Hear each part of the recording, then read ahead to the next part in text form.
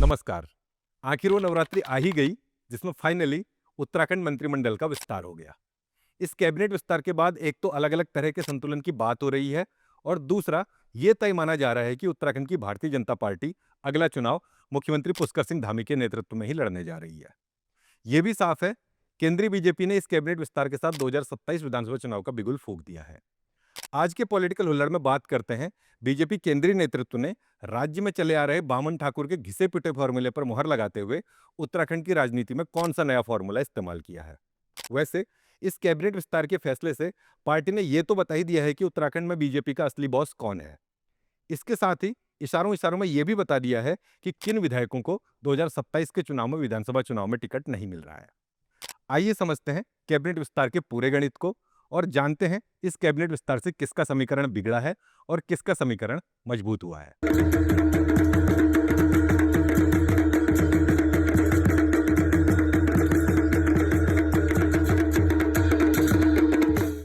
उत्तराखंड की राजनीति में इन दिनों अक्सर इस बारे में बात होती है कि अगले परिसीमन के बाद राज्य में पहाड़ का प्रतिनिधित्व कमजोर हो जाएगा। कई लोग ये मानते हैं कि ये एक किस्म का फर्जी डर है और क्षेत्रवाद को बढ़ाने वाली बात है। लेकिन बीजेपी के इस कैबिनेट विस्तार ने पहाड़ के प्रतिनिधित्व के कमजोर होने वाले डर की आहट जरूर दे दी है। उत्तराखंड कैबिनेट विस्तार के बाद राज्य कैबिनेट में आप मैदानी सीटों का दबदबा साफ देख सकते हैं। कैबिनेट विस्तार में पर्वतीय भूगोल को पूरी तरह नजरअंदाज करते हुए पूरा जोर मैदानी जनसंख्या पर दिया गया है।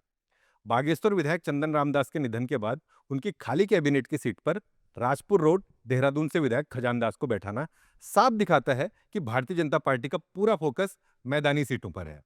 भले ही बीजेपी नेता गढ़वाल वाले बैलेंसिंग के नए फॉर्मूले से देहरादून से विधायक खजानदास को एकमात्र विकल्प बता रहे हैं, जबकि हकीकत यह है कि उनके पास थराली से भूपालराम टमटा और गंगोलियाट से फकीरराम का नाम भी था।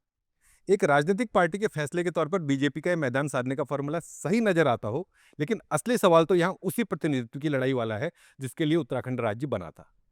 इसे थोड़ा इस तरह समझिए कि अगर ऋषिकेश से विधायक प्रेमचंद्र अग्रवाल के कैबिनेट से इस्तीफे के बाद उनकी जगह हरिद्वार से विधायक मदन कौशिक को दी जाती है, तो बागेश्वर के विधायक की खाली जगह को पहाड़ के ही किसी विधायक को देने की बात को कैसे संकीर्ण क्षेत्रवाद कहकर टाला जा सकता है।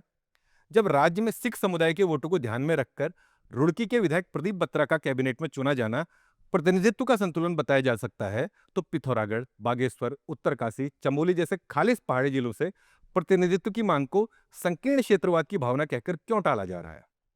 हम बार बार जिस पहाड़ के प्रतिनिधित्व के कमजोर होने की बात कहते हैं, उसे बीजेपी के इस फैसले से बिल्कुल साफ समझा जा सकता है। कैबिनेट में हरिद्वार को पिथौरागढ़, बागेश्वर, उत्तरकाशी, चमोली से ऊपर तवज्जो महज इसलिए मिली है क्योंकि वहां विधानसभा सीटें ज्यादा हैं। बाकी हरिद्वार में बीजेपी उतनी ही कमजोर है जितनी अन्य 4 जिलों में है। आखिर पहाड़ में रहने वालों के हित के लिए तो उत्तराखंड राज्य बना था। अब इसमें भी वही मैदानी दबदबा रह जाएगा जो उत्तर प्रदेश में था, तो जाहिर है पहाड़ हमेशा पनिशमेंट पोस्टिंग ही बनकर रह जाएंगे। वैसे बीजेपी ने रुड़की से विधायक प्रदीप बत्रा को कैबिनेट में जगह देकर हरिद्वार के साथ उधम सिंह नगर जिले की सीटें भी साधी हैं। ये पार्टी के भीतर बगावत करने वाले अरविंद पांडे की गुटबाजी पर नकेल करने वाला चयन बताया जा रहा है। वहीं राजपुर रोड देहरादून से विधायक खजानदास को कैबिनेट में जगह देकर बीजेपी ने राज्य के एससी वोट साधने की कोशिश तो की ही है, साथ ही खजानदास और प्रदीप बत्रा के कैबिनेट में कॉम्बिनेशन हरिद्वार की बसपा वाली सीट भी प्रभावित कर सकता है। राज्य कैबिनेट में जिस तरह युवा और बुजुर्गों की बैलेंसिंग दिख रही है, उसे देखते हुए कुछ राजनीतिक पंडित मान रहे हैं कि विधायक खजानदास और रुद्रप्रयाग से विधायक भरत सिंह चौधरी को एक कैबिनेट मंत्री वाला तोहफा उनकी ससम्मान विदाई कार्यक्रम की प्रक्रिया का हिस्सा हो सकता है। यानी हो सकता है कि बीजेपी 2027 के चुनाव के समय युवा नेतृत्व और एंटी इनकम्बेंसी के नाम पर इन 2 सिटिंग कैबिनेट मंत्रियों का ही टिकट न काट दे। वैसे वीडियो में हम आगे बताएंगे कि और कितने विधायक और कैबिनेट मंत्रियों पर इस तरह की तलवार लटकी है। पर पहले बात करते हैं कि बीजेपी के इस कैबिनेट विस्तार में और कौन-कौन से संतुलन सधे हैं। बीजेपी ने इस कैबिनेट विस्तार से उत्तराखंड की राजनीति में एक नया फॉर्मूला चलाया है। जैसे एनडी तिवारी की सरकार को छोड़कर आज तक के उत्तराखंड के राजनीतिक इतिहास में नजर दौड़ाएंगे तो मुख्यमंत्री की कुर्सी के लिए अपनी ही पार्टी के भीतर गढ़वाल और कुमाऊं वाली एक टकराहट हर समय देखने को मिलती है। निशंक बनाम कोश्यारी, रावत बनाम बहुगुणा, धामी बनाम रावत जैसी खबरें उत्तराखंड के राजनीतिक इतिहास में बड़ी ही आम हैं। इस बार बीजेपी ने मुख्यमंत्री की कुर्सी से पार्टी के भीतर पड़ने वाली खटास को कैबिनेट पदों की बैलेंसिंग से खत्म करने का नया फॉर्मूला इस्तेमाल किया है। वर्तमान कैबिनेट में 8 मंत्रियों का गढ़वाल से होना बीजेपी के इसी नए फॉर्मूले का समीकरण बताया जा रहा है।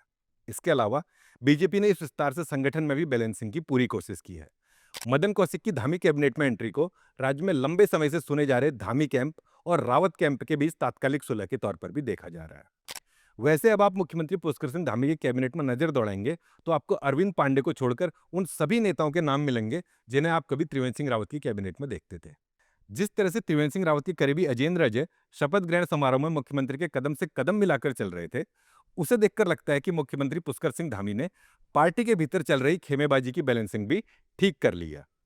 राज्य भर में इस कैबिनेट विस्तार को मुख्यमंत्री पुष्कर सिंह धामी के पावरफुल होने के साइन के रूप में देखा जा रहा है। भीमताल से विधायक राम सिंह कैड़ा और मुख्यमंत्री की करीबियां किसी से नहीं छुपी। ऐसे में कैबिनेट में उनका आना मुख्यमंत्री के पावरफुल होने के संकेत के रूप में देखा जा रहा है। दिल्ली से उत्तराखंड की सुर्खी में बने रहने की कोशिश करने वाले अनिल बलूनी का राज्य कैबिनेट विस्तार के घंटों बाद तक कोई बधाई संदेश न आने के भी अलग अलग मतलब निकाले जा रहे हैं। इन सारे घटनाक्रमों को जोड़कर देखेंगे तो लगेगा कि दिल्ली ने उत्तराखंड बीजेपी का बॉस पुष्कर सिंह धामी को घोषित कर दिया है। लेकिन आप बारीक नजर से देखेंगे तो उत्तराखंड की राजनीति को कंट्रोल करती एक मजबूत मोटी डोर आपको दिल्ली जाती जरूर नजर आएगी। अब अगर बात की जाए कि बीजेपी के इस कैबिनेट विस्तार के फैसले में क्या चीज छिपी है, तो एक बात बड़ी साफ है कि अगर कोई बड़ा ब्लंडर न हुआ तो बीजेपी 2027 का चुनाव उत्तराखंड में अब मुख्यमंत्री पुष्कर सिंह धामी के चेहरे पर ही लड़ रही है। दूसरा, जिस तरह केंद्रीय बीजेपी युवा उत्तराखंड वाली थीम को लगातार तवज्जो दे रही है, उसमें कैबिनेट में शामिल वरिष्ठ विधायकों को एंटी इनकम्बेंसी के नाम पर भी बलि का बकरा बनाया जा सकता है। सतपाल महाराज, गणेश जोशी, मुन्ना सिंह चौहान, रेणु बिस्ट, पार्वती दास, प्रमोद नैनवाल, ब्रजभूषण गैरोला, बंशीधर भगत, बिशन सिंह चुफाल, अरविंद पांडे, फकीर राम टमटा, महेश सिंह जीना, मोहन सिंह मेहरा ऐसे नाम हैं जो 2027 की टिकट सूची में बाहर होते बताए जा रहे हैं।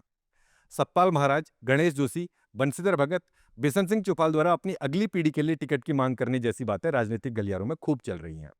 जिन विधायकों के टिकट कटने की बात सुनने में आ रही है, उनके बारे में कहा जा रहा है कि इनमें से कुछ सीटों पर बीजेपी युवा चेहरों को तैयारी के संकेत भी दे चुकी है।